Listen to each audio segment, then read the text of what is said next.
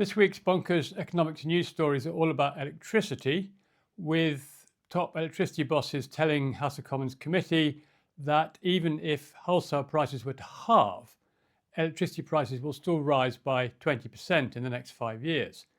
And actually, if wholesale prices were to disappear completely, if the electricity were to become completely free, then our bills would not get any lower than they are now.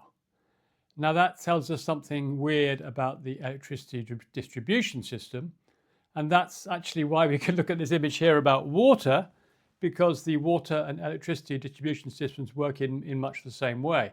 And what's this showing us is the amount of money here, big sort of light green blob, that the water companies have paid themselves in the 30 years since privatization. And the little blue bit on the edge there, that's the amount the government received when they sold the water companies. And the electricity situation is very similar. So what's happening is that the public, the consumers, are having to put money into building the water and electricity distribution networks, but they're not getting any return on that. The money is being treated as owned by the companies and they get the return. And so that's what's pushing up our prices. So one solution to this potentially would be local electricity networks, matching local supply with local demand.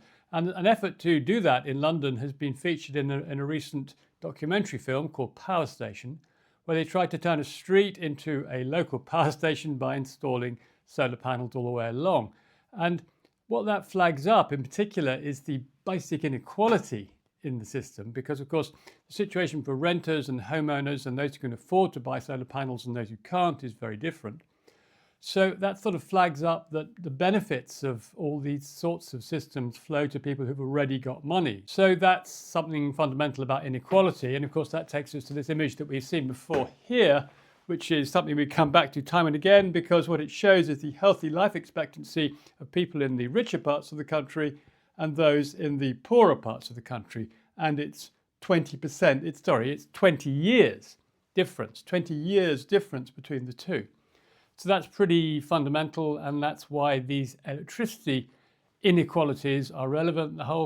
Everything we do pretty much in the economy now has inequality baked into it, and the water and the electricity industries are a very good example of that.